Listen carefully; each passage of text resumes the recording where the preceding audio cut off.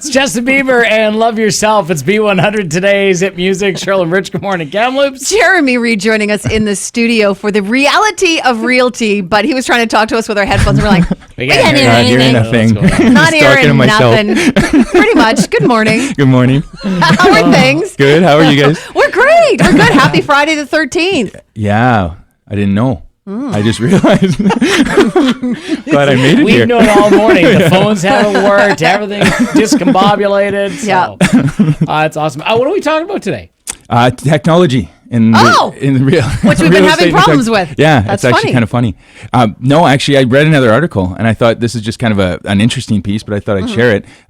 There was an article that came out that said how long until consumers can buy and sell homes like they change stocks, kind of buying and selling online. Well, because there's a lot involved. I don't know if that's a good thing. Yeah, but there's a couple companies actually. Well, there's all kinds of disruptors, but there's two companies that are really interesting. One's called Open Door and one's called iBuyer.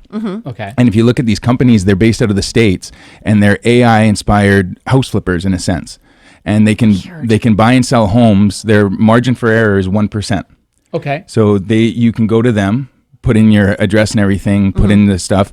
They'll give you an offer within 24 hours, subject to an inspection, making sure that you came in and everything was exactly as it is. And that's it. You pick your closing date, they close, they buy, they sell real estate. And it's starting to really take off. They're in about 20 states in the U.S. right now. And a lot of people talking about when it's going to come to Canada.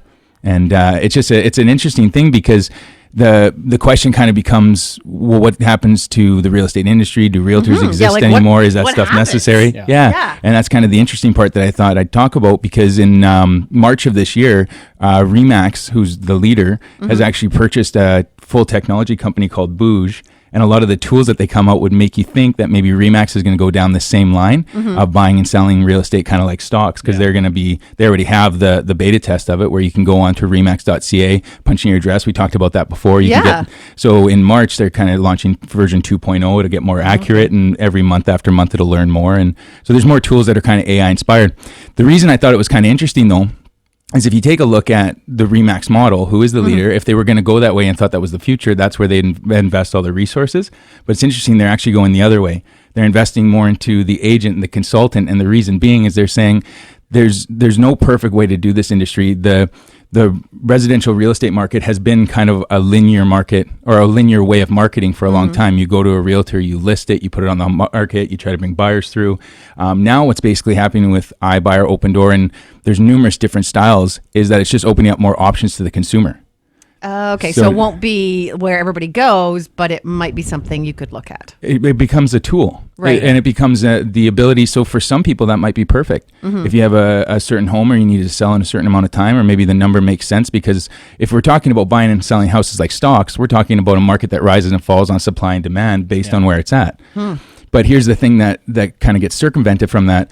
What if your supply and demand is low, so your price is low there, but you go to the market and you find someone who's got their mom living 2 doors down and is just having a baby and has extra value to be in that market? It cuts that person out. We forget that it's a very emotional purchase for a lot of people. True. So what basically Remax is kind of pushing towards, and our office as well, is, well, what are we going to be in the future? And it looks like we're going to be more advisors, consultants, where instead of maybe a listing appointment or a listing meeting, we come in and it's more of an opportunity meeting. We look at all these different ideas, and the way my brain works right away, I started thinking, well, how awesome is that? Because real estate's always been the biggest slogan that you'll see across the board is, I'll sell your home in 90 days or I'll buy it. Well, how cool would that be if you could actually deliver something like that was a market value offer and say, you know what, here's an offer of market value.